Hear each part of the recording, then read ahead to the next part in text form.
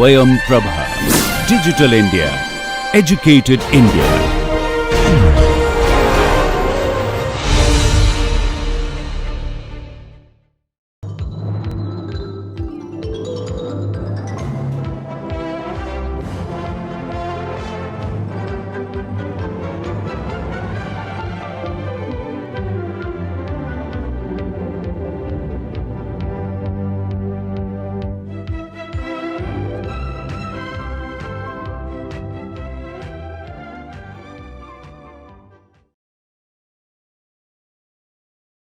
Okay, good day to all of you, and welcome to this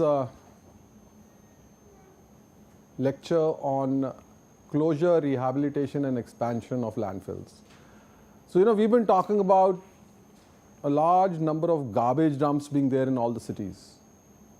One is we want to design new landfills, so we'll make a liner, we'll make a cover, and we'll do all the design that we've done. But what do we do with all the large old waste dumps where a lot of waste has accumulated near the cities, inside the cities, just outside the boundaries of the cities? So that's what we are going to look at today, that how do you close old waste dumps? And you remember in the beginning I had shown you a large number of photographs of these small mountains of waste in various cities that we find. So what would you like to do with these waste dumps? Well, ideally we would like them to disappear. We would like to be able to utilize the waste for something, and that land area beneath the mountain should become available to us for utilizing it in a proper manner, making a playground, putting a shopping mall, putting a hospital, putting a school. I want to release that land from the waste. So ideally I'm wanting to completely make that waste vanish. But then where will the waste go? We've done integrated solid waste management principles. We can reduce waste, but we cannot eliminate it completely. So let's see how we tackle this problem. What do we mean by the term closure? What do we mean by the term rehabilitation? And we'll take it from there. So closure, rehabilitation and expansion of municipal solid waste landfills. Now you will find a few words. Control or control measures at old waste dumps. It means I have to do the containment such that the contamination remains in the area and does not spread further. So control means I know that a waste dump is causing contamination via the air route, via the surface water route, via the groundwater route. I want to adopt measures that it does not extend beyond what it is today. That means I've controlled it. That is called control measures at waste dumps. Remediation is the other extreme. Remediation is I want to bring back the site to its original condition. I have to make the waste vanish. If there is already, even if I remove the waste, there may be contamination below. I have to remediate that. Suppose the groundwater has got contaminated by some chlorides, I have to remove those chlorides. So I have to bring back the site to the original condition. Extremely expensive, not often doable. But that's what you mean by the term remediation. People tend to use words interchangeably, but that's not the case. What is closure? Closure is same thing as control, but the waste dump remains where it is and it is capped or encapsulated in a suitable manner. So in control measures you may remove the waste. Suppose you have a small amount of waste lying over an area of 50 meters by 50 meters. So your control measures may include removal of the waste. Whereas closure means you have a large waste dump, it's too expensive to move the waste, you will cap the waste dump, you may put other measures for controlling the contamination from spreading, and that is the term closure.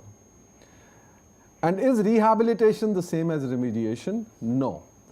Rehabilitation means control measures, but do something such that the footprint of the waste is reduced. You have a waste dump which is occupying 1 kilometer by 1 kilometer area.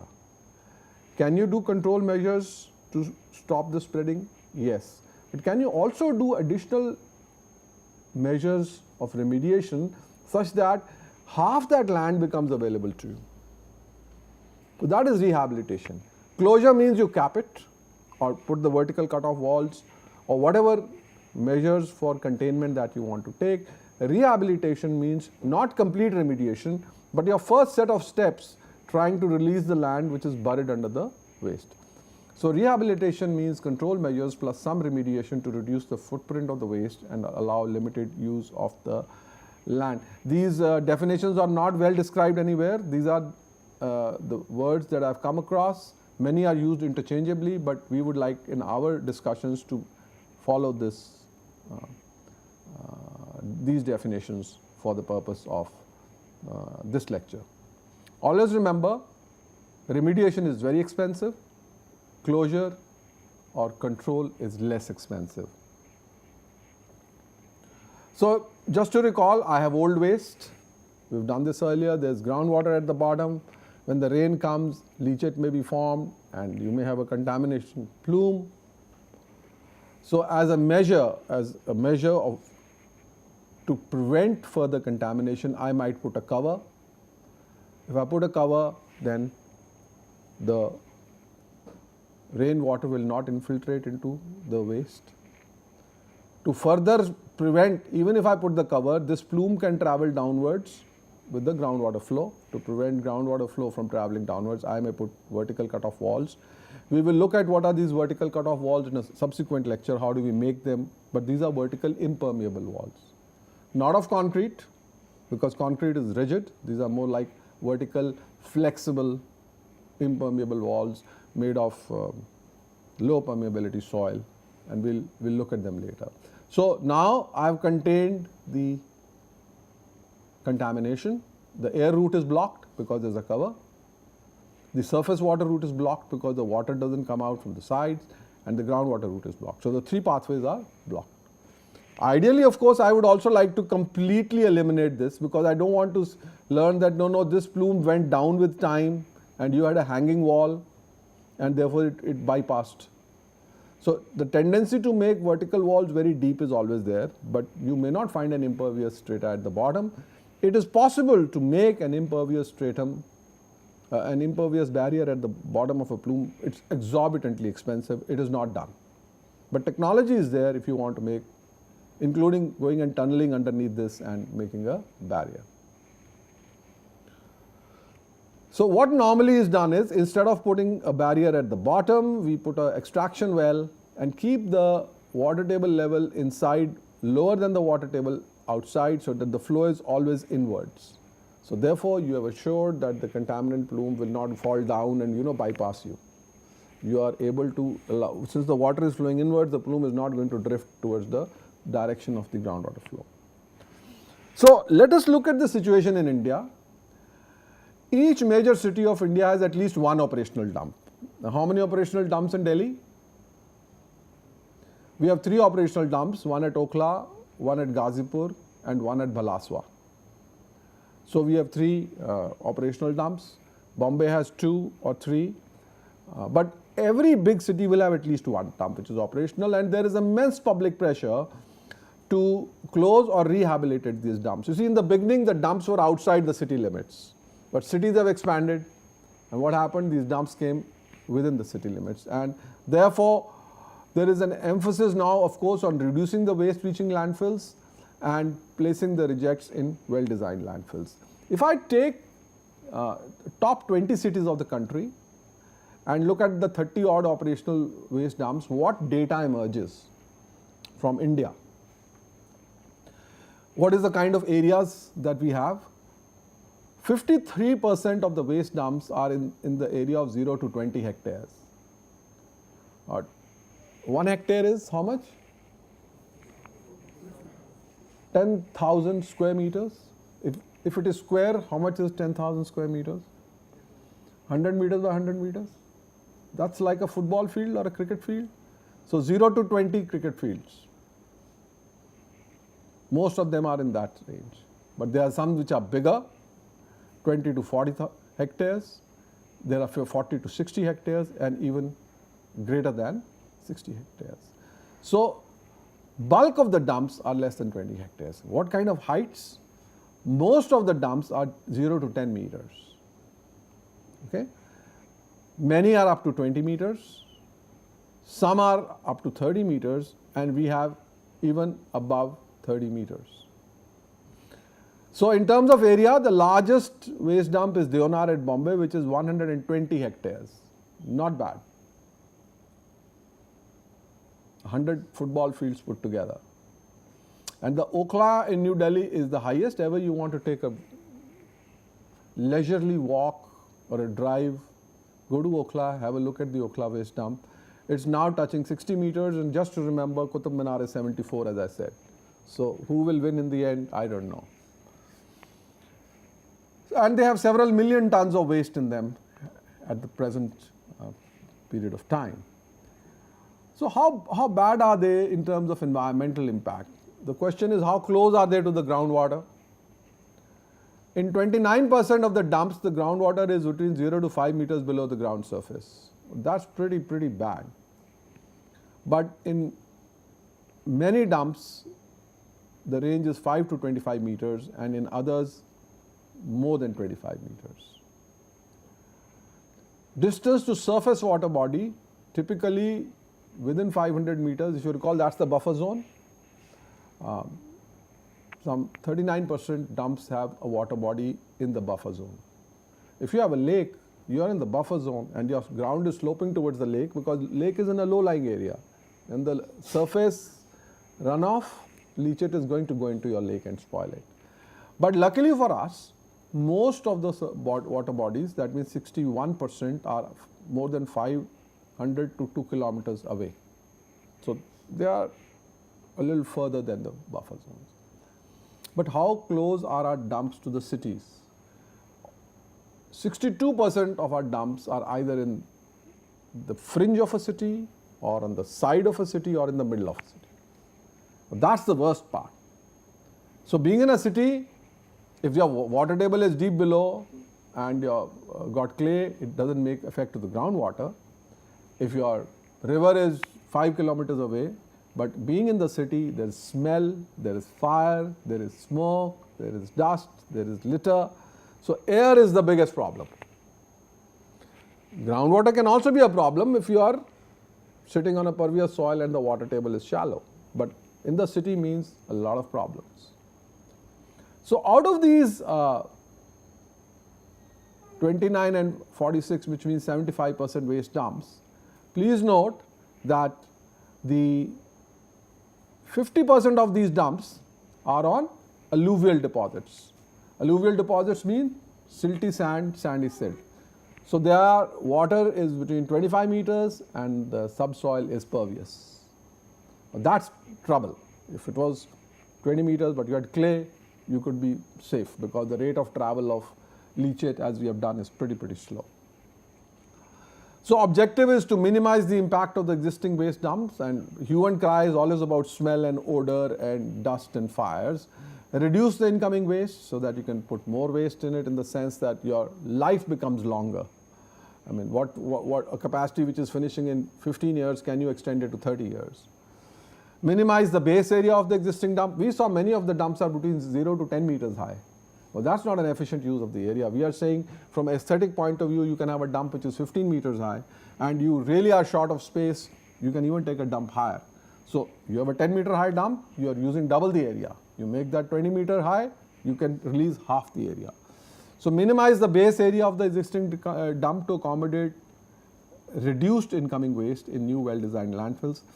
And wherever there are old dumps, please stabilize them, so that the recent failure was in Brazil, the one which we talked about a few days ago, where 40 people died. So stabilize the old dumps and allow limited access where feasible. So what are the alternatives for closing a dump? I have this dump. The simplest and the cheapest alternative is to grade it and put local soil on top. Out of sight, out of mind. Beautiful grass, please grow beautiful green grass, and say, I have rehabilitated the dump, I made a park instead. It doesn't always work, but this is the cheapest and one of the alternatives which there's a tendency of municipal corporations to adopt this. But then instead of a single soil layer, maybe you'd like to put the municipal soil MSW cover, which we have done. There are the guidelines for it. It will have a topsoil, a drainage layer, a clay barrier, a gas collection layer, and then the waste and passive vents. So this is the second alternative. You want it to be more impervious. You don't want any water to go in. You might use a hazardous waste cover. That means now you've added on a geomembrane. Because there is no liner. This is not a landfill. If this was a landfill, this cover is fine as long as there is a liner and a leachate collection system. But this is an old dump. What else can we do? And this was just recalling that this is the MSW cover and this is the HW cover, which we can adopt. However, you may want to actually completely eliminate the odor and the greenhouse gases, because if you are putting a hazardous waste cover with passive vents or a municipal solid waste cover with passive vents, the greenhouse gas emissions are still taking place. So then you might want to have a treatment or a flare or a heating or a waste to energy unit. You may collect gases using wells and other things. So this is yet another alternative. If your groundwater table is closed and you are sitting on pervious soil, just by doing all this, nothing is going to happen because the plume is already moving. If the plume is moving, then you need to put vertical cutoffs. So this is yet another alternative. Agreed? And if you have a little bit of land on the side, maybe you'd like to put this dump into a new landfill right on that area or adjacent to it, or maybe a little far away. Expensive, but can be done. It's an alternative. It's for the community to decide whether they want to do this or not. But the ultimate rehabilitation which is being talked about today is, if you have a dump, you please mine it. Remove this, dig it out. If you can get energy, burn that portion, take out the waste, fractionate it using different sieves. If you get a lot of cloth and plastics and paper, burn it. If you can get compost out of it, that means old soil with organic carbon in it, then you can use it as a compost. If you can get building materials, construction and demolition waste, which you can use as aggregate, use it. And finally, this huge dump should become this small rejects. This is called landfill mining, and this is rehabilitation. It's not remediation still, because you still are going to occupy the land with a smaller landfill. So these are the alternatives which exist as far as closure is concerned. Any questions? Any doubts? Any other alternative which comes to your mind? You can become progressively stringent. That's what I'm saying. So I put those 7 alternatives: local soil cover, municipal solid waste cover, hazardous waste cover, hazardous waste plus gas treatment, hazardous waste plus gas treatment plus groundwater, pump and treat with slurry walls, put in a new municipal solid waste, mine and put in new municipal solids. These are the 7 alternatives which are increasingly expensive as you go down.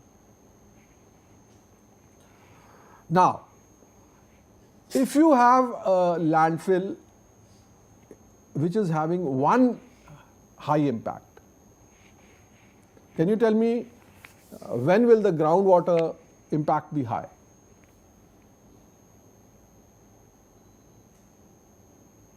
You have a waste dump. When will you say that in this site groundwater impact is high, or no, same waste dump, here the groundwater impact is low?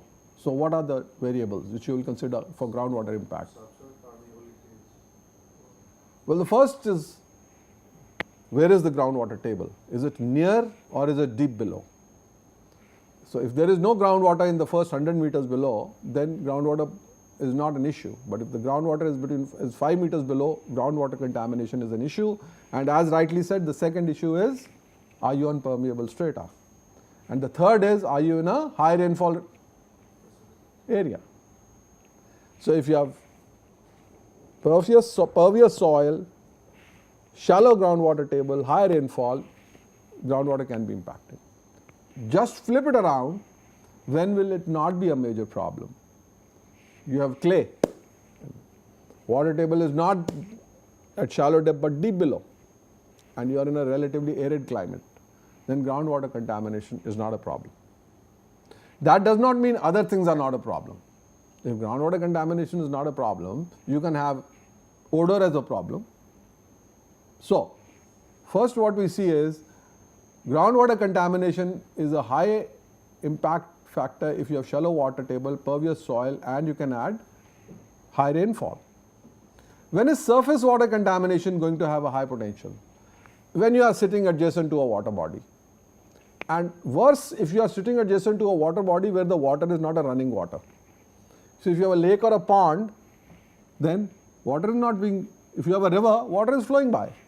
Some contamination will go, it will flow down. But if you have a lake or a pond, you are accumulating water. And if some black, dark brown colored leachate goes into it, it will contaminate it. So surface water contamination immediately is a problem. If you are near a lake or a water body, you have sloping ground. When is air contamination a problem? When people are around. I have a dump which is in a very remote area. It will create smell, it will create dust, litter, smoke, fire, greenhouse gas. But there are no people around it. So if the receptors are not there, it is not that major a problem. You have a much smaller dump in the middle of a city. Huge impact because the receptors are getting all kinds of problems. You're getting air pollution, the quality of the air is falling. So air contamination in terms of bad odor, greenhouse gas emissions, fire, smoke, when the dump is within the city or it's very near to communities is a big problem. And it's not an issue about the dump being small or big. You have a source of smell, it's going to be typically that smell is significant up to 1.5 kilometers. And depending on wind direction, it can be up to 3 kilometers. So, these are the type of situations in which you can have different impact.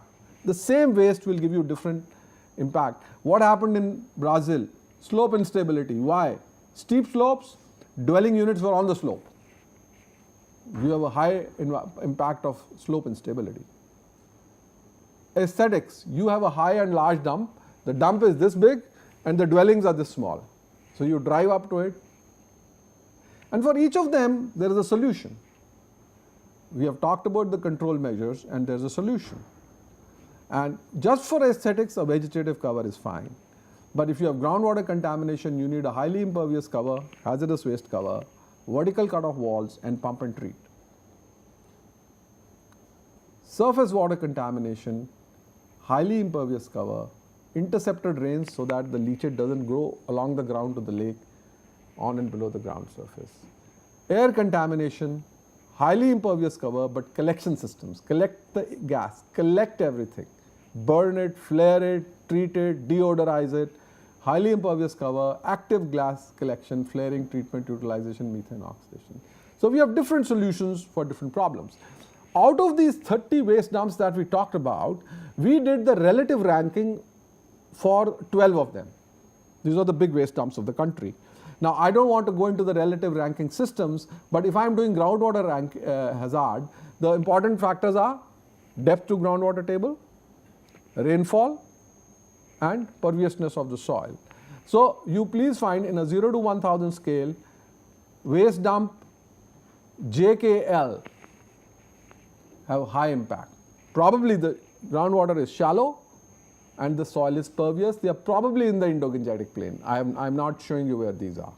But other dumps may not be that bad.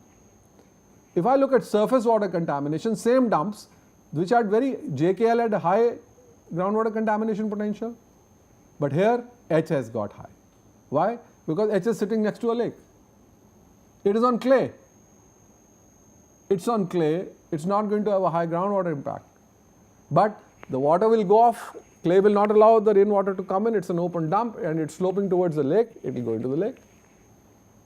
Or it's a freshwater wetland. I won't be surprised if this is the Dhapa landfill of Calcutta. The Dhapa landfill is sitting next to a freshwater wetland, which is called a Ramsay site, which is now almost protected like. So, and if I look at air, then Dhapa is remote, wetland, far away, or whatever this landfill was, it has become very low. Nobody around it. But these are the ones which are within the cities. If you are within the city, your air impact is very high. So different landfills in different geographical environments, subsoil environments will give you different ratings. So what do?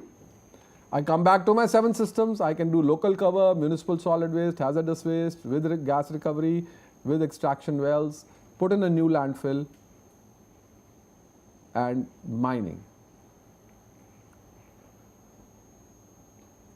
And these are your options: local soil cover, municipal solid waste cover, hazardous waste, with gas recovery, groundwater extraction well, like this. So tell me, where will you adopt this? When will you adopt a local soil cover? Only a local soil cover. Even if it's low rainfall, so what? It can still contaminate. If it's on pervious ground and water table is at 2 meters depth, it will contaminate the groundwater. So 1, it is remote, right? 2, it may be low rainfall area. Still, you don't want to contaminate the groundwater. So my answer to this is, if you have clay at the bottom, okay? If you have clay at the bottom, it becomes a natural barrier. If water table is deep below, rainfall is low, and you are remote. If you are not remote, if you are within a city, please understand what I am saying. You can put a local soil, but the smell will keep on coming out because it is coming out slowly. It won't come out that badly if there is no cover. So if you have a remote dump sitting on clay, low rainfall area, away from a surface water body, you just put a soil cover and it will work.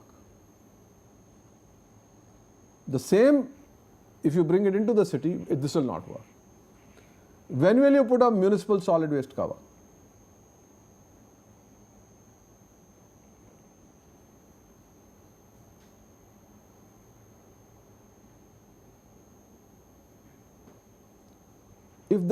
As I said, you put a municipal solid waste cover if a liner exists at the bottom. So if you have natural clay at the bottom, then you will design it like a new landfill. So a municipal solid waste cover can be used. But do remember, gases will still come out because this is not designed for greenhouse gas emission control. When will we use a hazardous waste cover? This is on clay, this is on clay, this is on clay. But if this is close to a water body, please understand, if this is close to a water body, in a municipal solid waste cover, leachate will be formed because it will not be completely eliminated. So it can go to the surface water body if the ground is sloping. So close to a water body, you are sitting on clay, just encapsulated with a composite cover. That will prevent any water from going in and spoiling everything. When will you use this? Active gas collection and flaring. Sitting on clay, but you are in a city. The residents will not tolerate bad odor, because it depresses the real estate. In a city, if you have a bad odor dump, please take a 2-kilometer radius around that dump and all the real estate properties will be depressed. If the rate of selling the property is 10,000 rupees per square meter at a location X, the one which is close to the dump will be selling at 2,000 rupees per square meter. Who will stay there? Who will? मैंने अपनी सारी जिंदगी ये गंदे नाले के पास रहना है, right? So if you close it and you treat it and there is no odor, and this is on clay, this is inside a city. And when will you do this and not this? If by chance you are on pervious soil, then inside a city, then you have to add on the vertical cutoffs.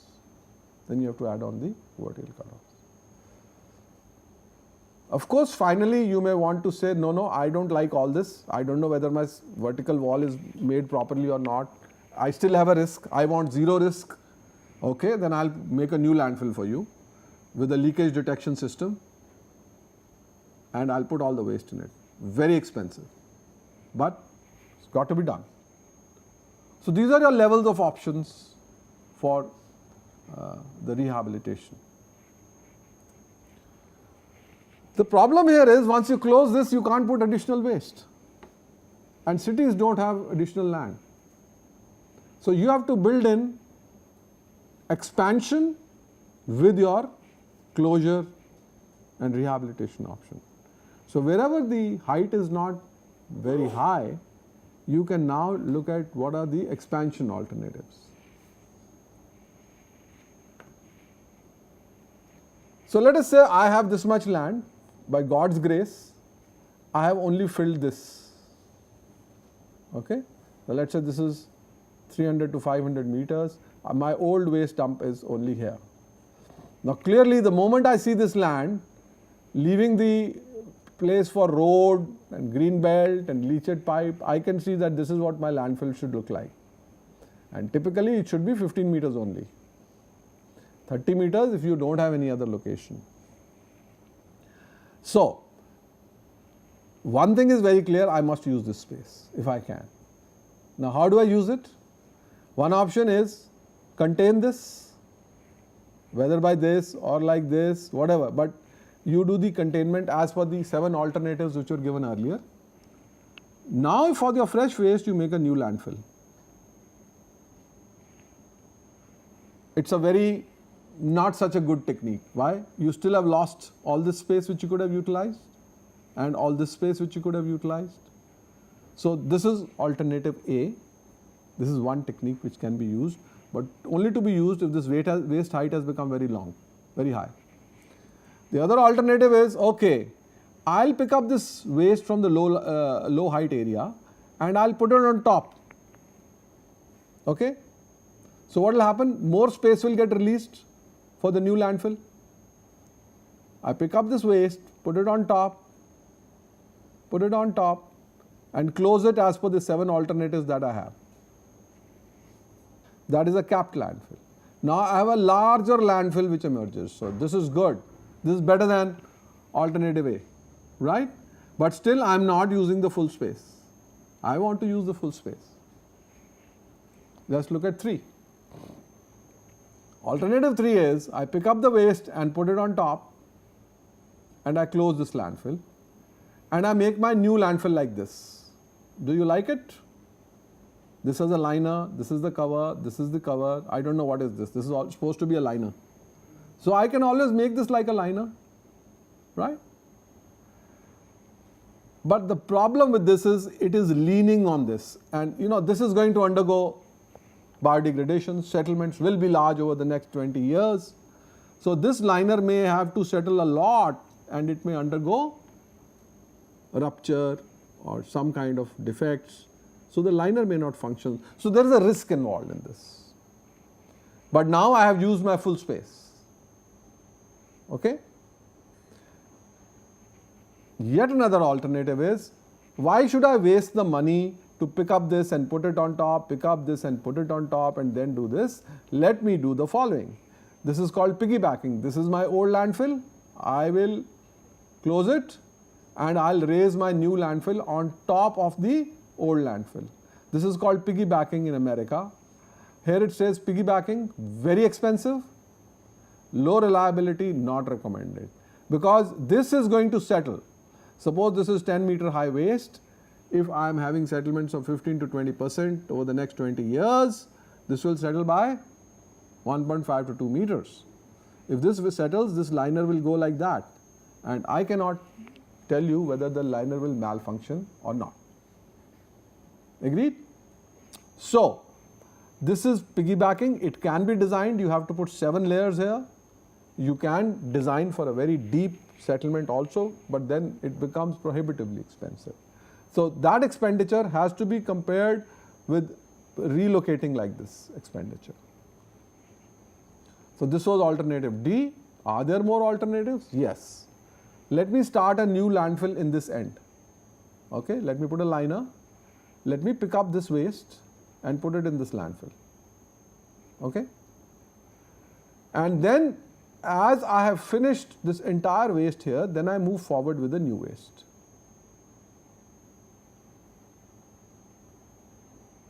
So in this, there's a liner completely below. Now, any relocation of waste will create some odor. So, the residents will complain while you are relocating the waste. Remember that. But it is something that you can do in 6 months. And then you have a completely, fully contained landfill.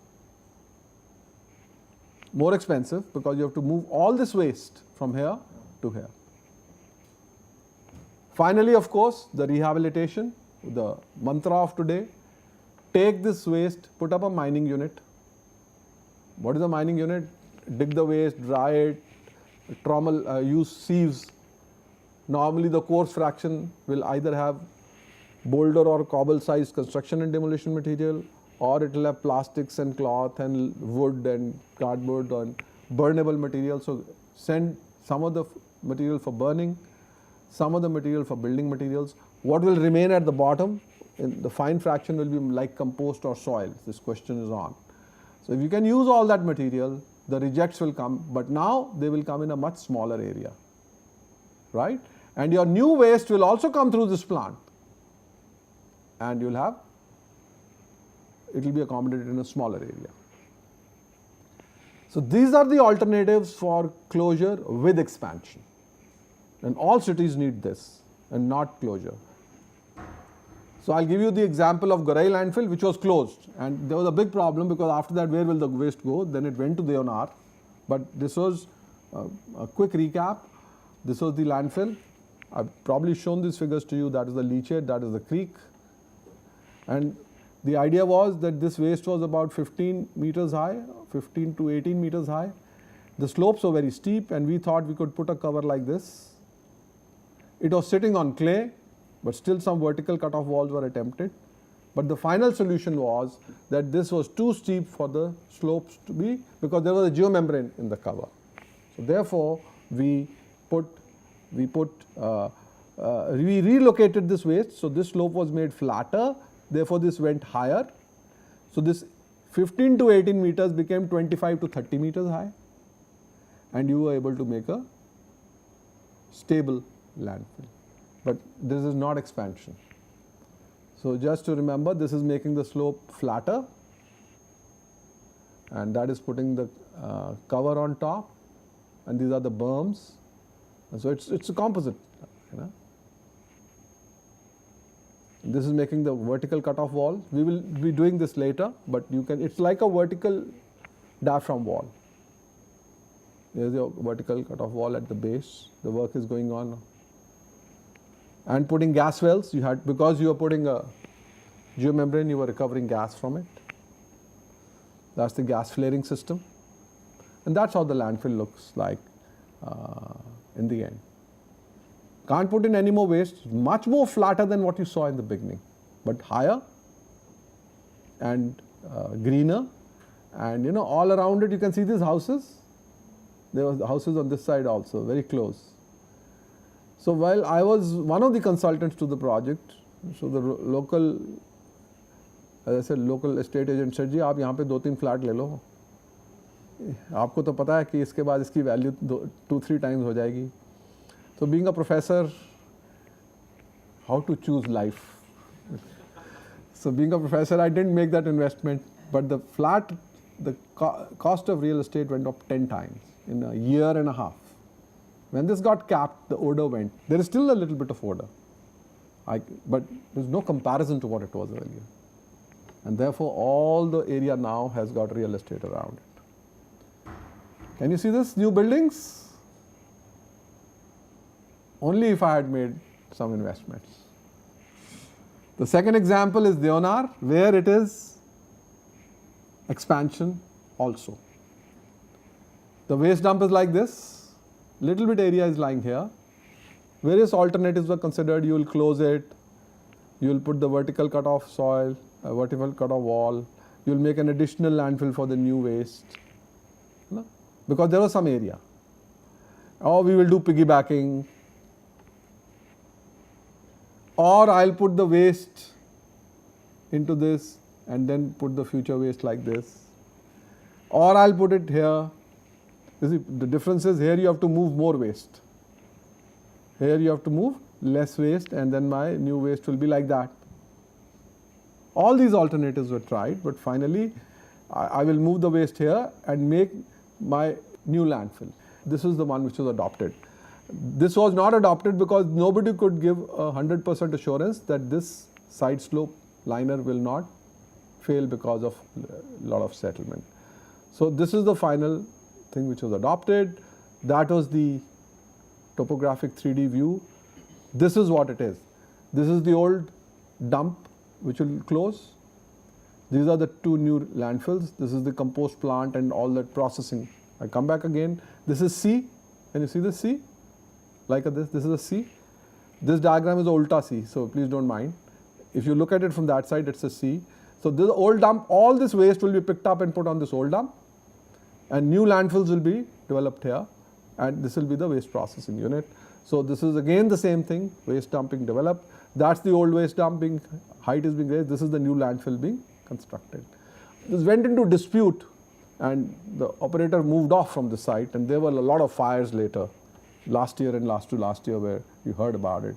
But when these people were in control of the site, and we were also involved, there were no fires, and this was proceeding very wonderfully. And this is expansion with closure. So thank you. We've discussed a very major topic, because this is something which is, occupying us all. That how do you handle these huge old waste dumps? And really we want to gobble them up and utilize the waste. But what comes out from a landfill, is everything utilizable or it is not? That is the scope for discussion on landfill mining. And as more and more experience and more data comes available, we'll see whether towards the end of this lecture, end of this course, we can address that issue. At the moment, there is nothing that exciting that if I have 100% area, my landfill mining will give me 80% back. No. If you do landfill mining, 100% of the area may reduce to 70%. But you don't have very drastic reductions as of now. We'll stop here. Any questions? Anybody has some new thoughts, some new ideas as to what we should do with these beautiful old waste dumps, which are like, monuments of the city.